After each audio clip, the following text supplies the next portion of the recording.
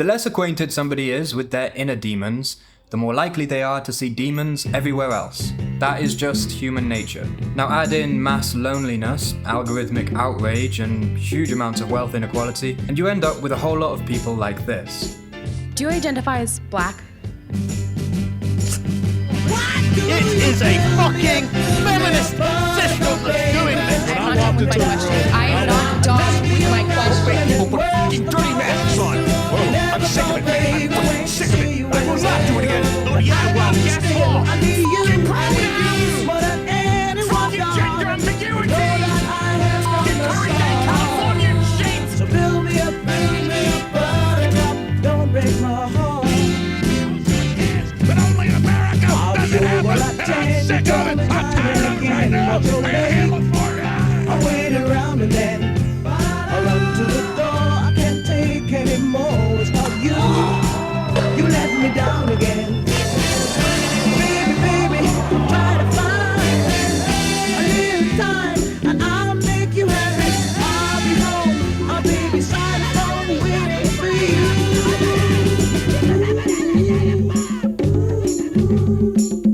Why do you build me up, buttercup, baby, just to let me down? And mess me around, and then worst of all, you never thought, baby, when you say well. I have hundreds of hours of support. I talk to her for a moment. Don't hold it down. Anyone, darling, you know that I have from the start. So build me up, buttercup, don't break my heart. Okay, pause. For years, I thought that type of behavior only existed in woke people. But as I matured, I realized that it exists in anti-woke people too. In fact, I was one of them. I saw the moral outrage of woke people as performative and weak, which it is, but I saw my moral outrage at them as admirable and justified, which it wasn't. Just for the record, thinking fascism is bad doesn't make you a part of Antifa, and thinking wokeness is toxic doesn't make you anti-woke. In this video, I'm using anti-woke to describe people who are as emotionally invested in hating woke ideas as woke people are in promoting them. If you notice anything here, that's a man. You mean to tell me that there's not some agenda there? I don't believe you. Queen's Gambit. I'm assuming everyone's asked you about this. I haven't watched it because I believe it's feminist Hollywood garbage and it's propagating the demise of masculinity amongst the population.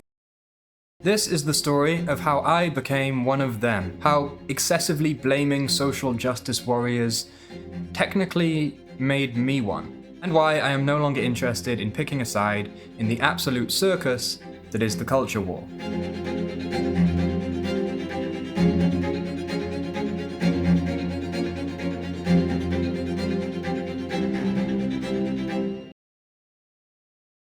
There was a small climbing frame in the playground of my primary school. It was state funded, but the kids weren't allowed to play on it because it was too dangerous. So it just sat there, tantalizing us, completely desolate like a dystopian form of decoration. It was all for show. I was never popular at school, but I did manage to get a girlfriend. I fell in love with her, and then she cheated on me. Teachers didn't like me because I asked questions that made their underpaid jobs harder than they had to be, and I could not sit still. Lunch breaks were the only part of school that I actually liked. It was the only time that I could behave naturally and move my body, rather than sitting at a desk and listening to all my female teachers who resented me. We would play tag, football, bulldogs, practice handstands and somersaults, and get into the occasional scuffle. Every now and then, a kid would end up with a busted lip or a scar on his knee from running too fast and meeting with a wall or another kid. With the school staff being almost entirely female, their response was invariably to ask what game was being played that led to the injury, and then ban that game. They banned literally everything, from tag to bulldogs to football to somersaults. Eventually, the only thing that wasn't banned was sitting around in a circle and talking to each other. So that's what we did. And then they banned that too because too much inactivity isn't healthy. I wish I was exaggerating.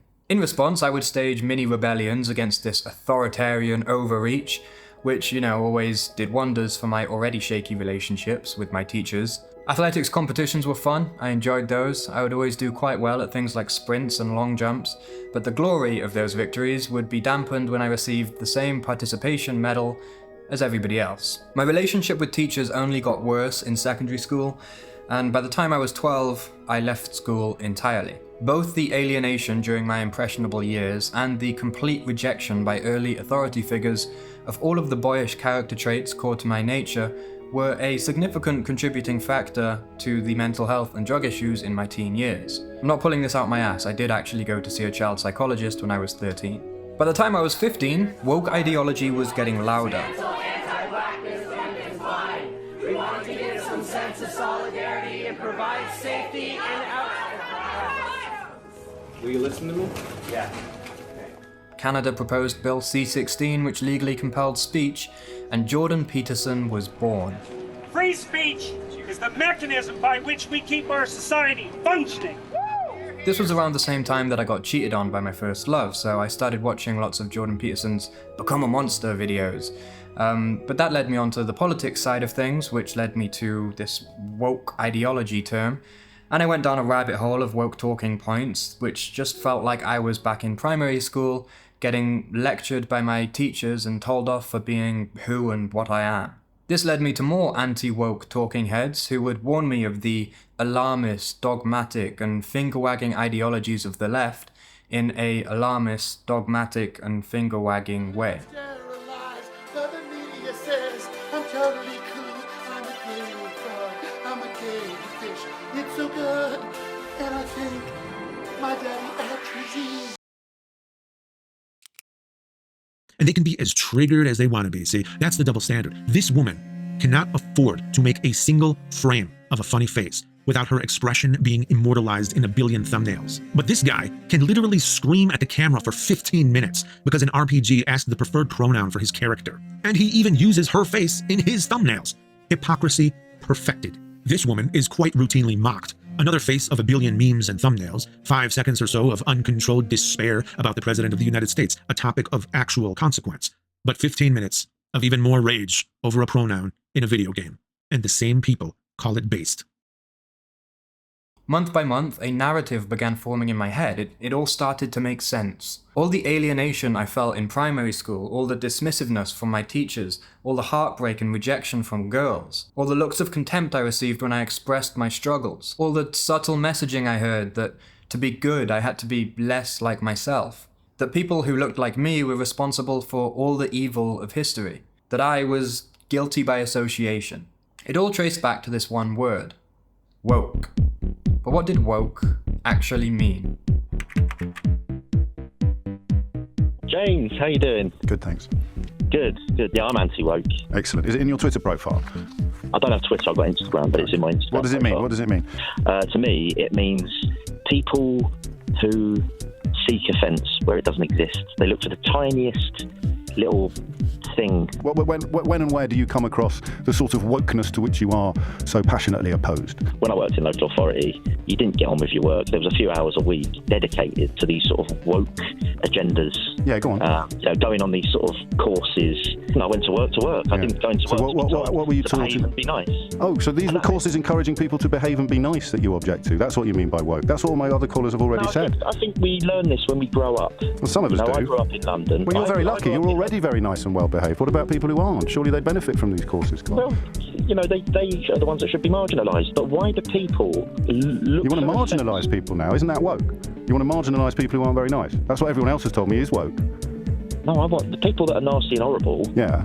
Yeah, marginalise them, get rid of them. But that's woke, though. That's what woke means. You're pro-woke, mate. You're not anti-woke. I was unaware of it at the time, but there was actually two definitions of woke in my head.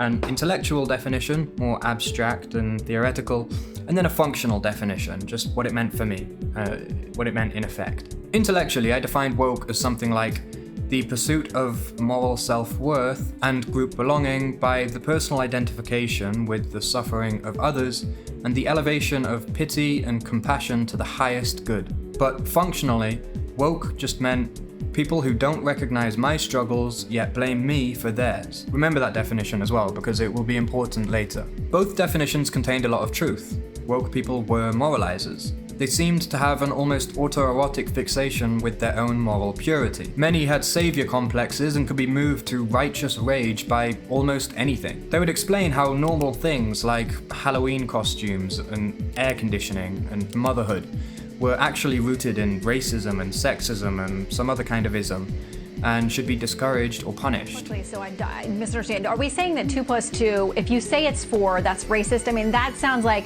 we may be mischaracterizing it. What, if you can quickly sum it up? No, that's not mischaracterizing it at all. Math is basically racist under this ideology because it says there is no such thing as an objective reality. So 4 might not be the right number. 2 + 2 might actually equal 5. Many of their talking points would implicitly affirm the relevance of things like gender and sexuality and race, but would explicitly proclaim their irrelevance. They would latch onto these talking points not to become moralizers, but because they already were. Moralizing is an evolved trait. It's a part of human nature, everybody does it, I'm even subtly doing it right now. But those who are less mature tend to be more sure of their own goodness and purity, so they feel entitled to moralize with far greater conviction and tend to be far more self-assured and aggressive in their actions. For example, what happened to Abigail Martinez. Abigail was an El Salvadorian mother who was pursuing a better life for her young children in the state of California. One of her children, Yaley, was experiencing depression and questioning her sexuality. In 2015, after joining an LGBTQ group at school, she was convinced by an older trans student that the reason she was depressed was because she was actually transgender. The school faculty then convinced a 16-year-old Yaley to report her mother for abuse so that they could pursue cross-sex hormones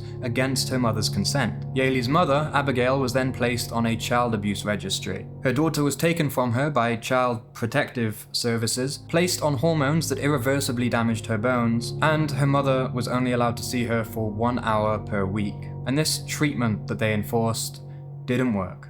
By then, my daughter was in a horrible mental and physical pain. My daughter knelt down in front of a train. Rob Hoogland has a similar story from Canada when the state moved to fast-track cross-sex hormones for his 14-year-old daughter, except he actually ended up in jail. Both cases played on my deep instinct for the protection of children, as well as my deep disdain for authoritarian overreach that I developed in primary school. And yet both were done in the name of compassion and progress. This contradiction played on my even deeper disdain for dishonesty, even if no dishonesty was really at play. Anyway, cases like these show just how dangerous it can be when people become too self-assured in their own moral purity. In fact, all the worst atrocities of history have been committed with the exact same mindset. I saw how the leader of Black Lives Matter wore the suffering of her ancestors as a badge of injury to justify spending millions in donation money on a 6,500 square foot luxury mansion in California. All while rioters burned family-owned shops all across the world in the name of compassion. Shops that looked a lot like the one that my mum works 12-hour days to keep afloat. As I continued learning about cases like these, doom scrolling on Twitter and hearing more woke talking points, I noticed a common theme, that woke people wear victimhood like a badge of honor. They can't comprehend the idea that a victim could also be evil. In their minds, victim equals good person. So they believe a badge of injury gives them the moral wiggle room to justify aggressive action and moral corner cutting, even in cases where their claims to injury were false or exaggerated, and they were often false or exaggerated for this purpose. This isn't exclusive to woke people. Everybody's probably done something like this at one point in their life, but it just seemed to be happening a lot amongst that crowd. Now, all of this was bubbling up inside of my internal monologue for months, and then the turning point happened. I began to see myself as a victim of their obsession with victimhood. And suddenly there was a group of people out to get me. They controlled the media and wanted to suppress my voice. They didn't care about me, in fact, they despised me. Do you agree or disagree with the following statement? It is okay to be white. No, that's not okay. It's terrible to be white. They held positions of power and made decisions that contributed to my personal failures. My life wasn't how I wanted it to be, and it was their fault. I didn't experience the suffering of Abigail Martinez or Rob Hoogland. I didn't experience the suffering of young men who were living in absolute poverty, but were nonetheless seen as privileged and expected to make amends. But I identified with it. I personally identified with the suffering of others. I understood it, I cared about it. I had a group. I had a side. The victims of wokeness, the censored, the demonized and invisible young men like me who are despised by the culture and blamed for all the evil of the world. Why is it not okay to be white? You have done too much. With our struggles perpetually unrecognized and our contributions unappreciated. And we had a common enemy. Woke people. These people, with their blue hair and their lies, were evil. And I'd become awoken to that fact.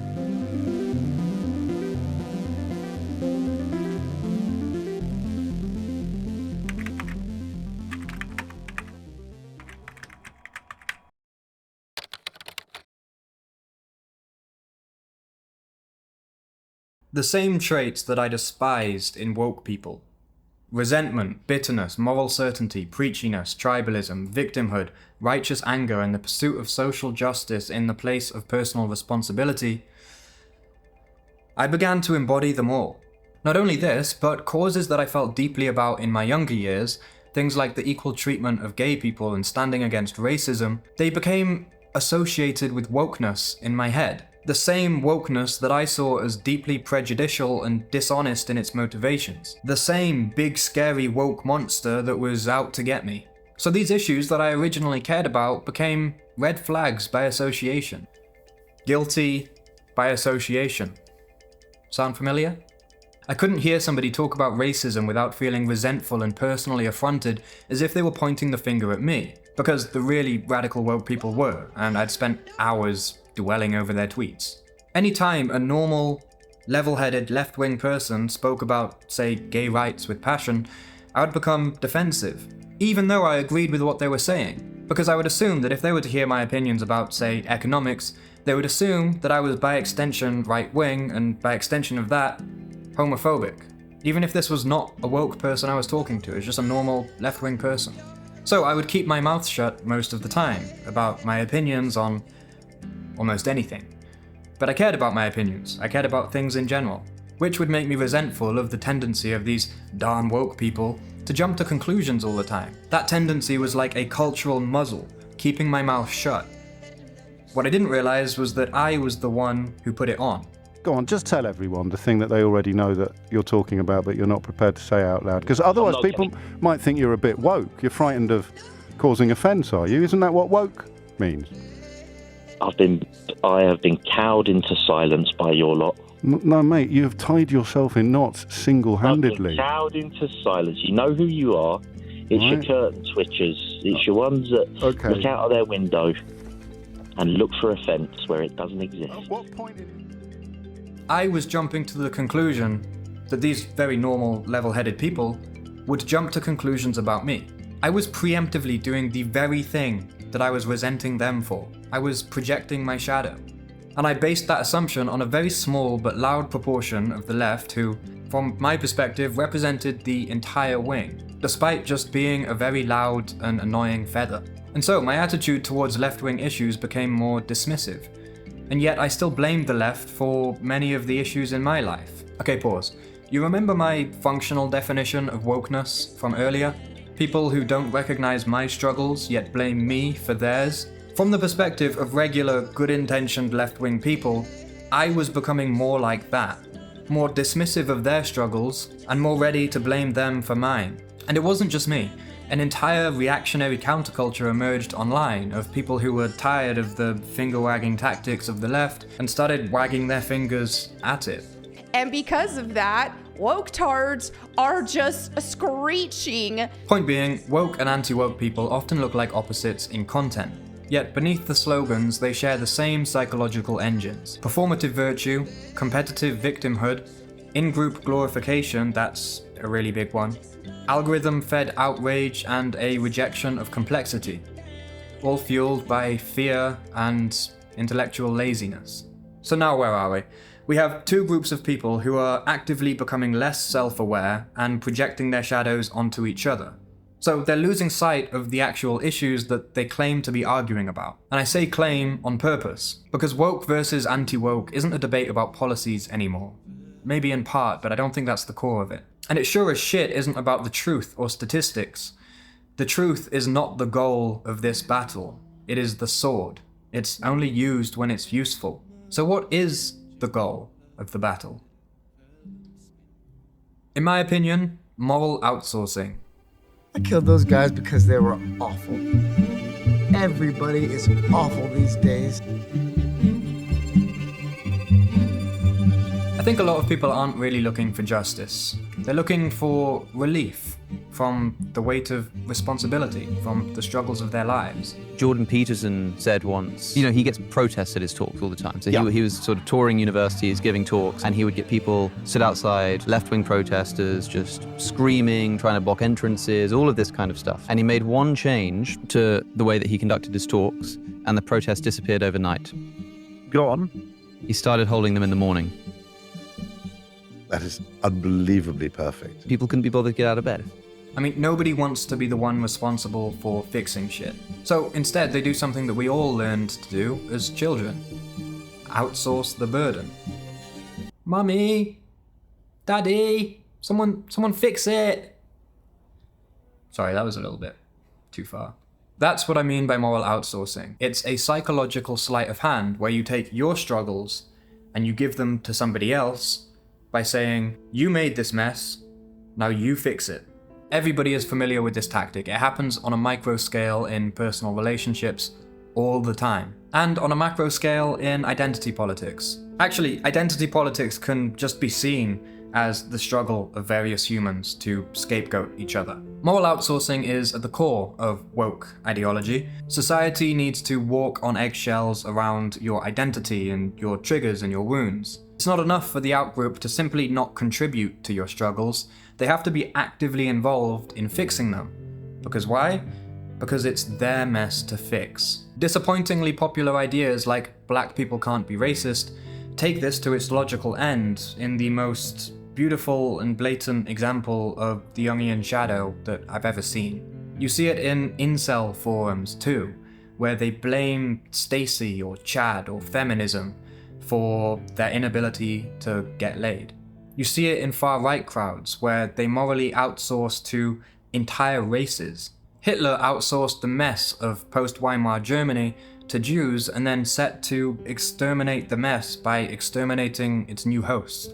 But perhaps what goes less noticed is the moral outsourcing of anti-woke people. They do it when they blame woke culture for their failures. They do it when they blame the prevalence of woke ideas for their perceived lack of deserved praise. I mean, there's often an implication in excessively anti-woke types that if woke ideology was suddenly eliminated from the culture, then everybody would drop to their knees and beg for forgiveness for being so blind to see how truly magnificent you really are. Women would just throw themselves at you, and employers would rush to hire you and give you bonuses. And you'd live with your beautiful trad wife with massive boobs on a farm, and you'd suddenly learn how to farm as if you're not the type of person to sit in front of a computer complaining about the new Toy Story movie being too woke.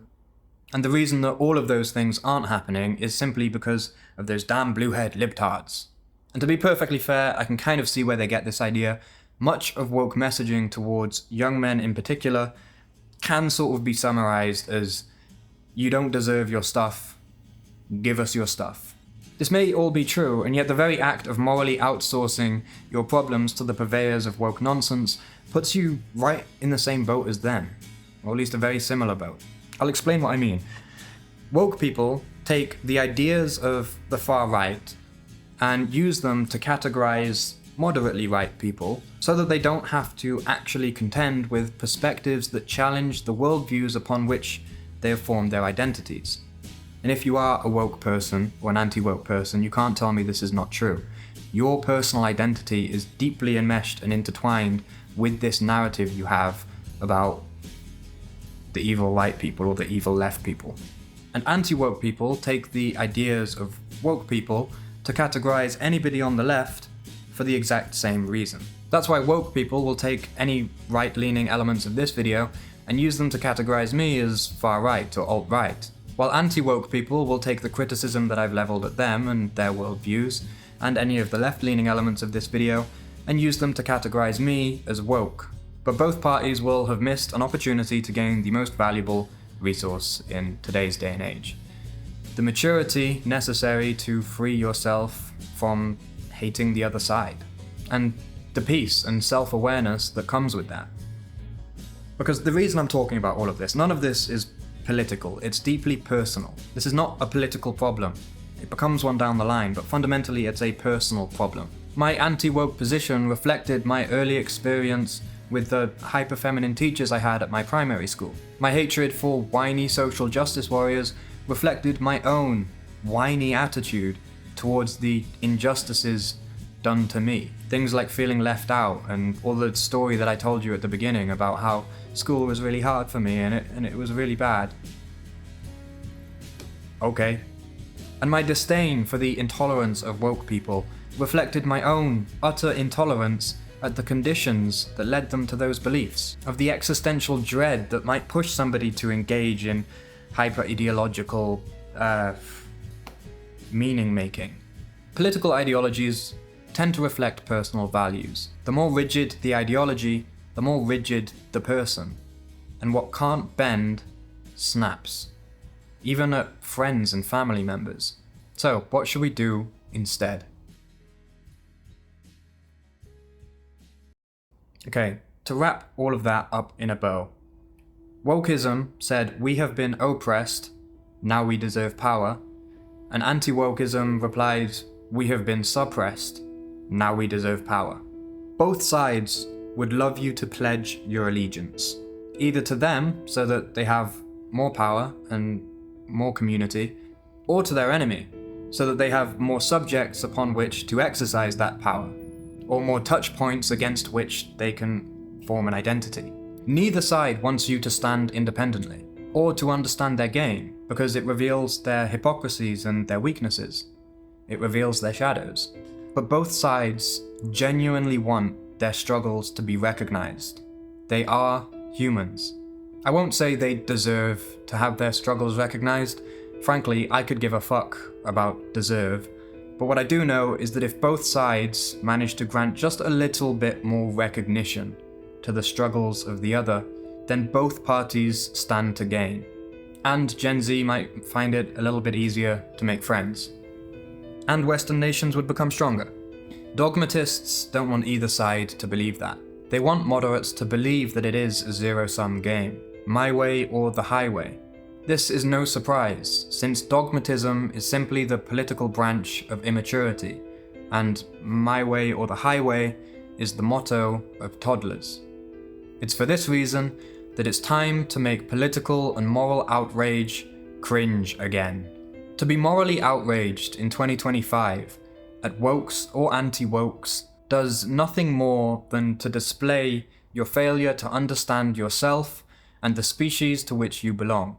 To stand with performative surprise as you exclaim, I just can't understand how social justice warriors can be such hypocrites, or I'm just so shocked at the popularity of Donald Trump, does not display your moral superiority over social justice warriors or Trump supporters. It just demonstrates your immaturity, lack of self-awareness, and failure to understand the deeply personal sources of these seemingly impersonal ideologies.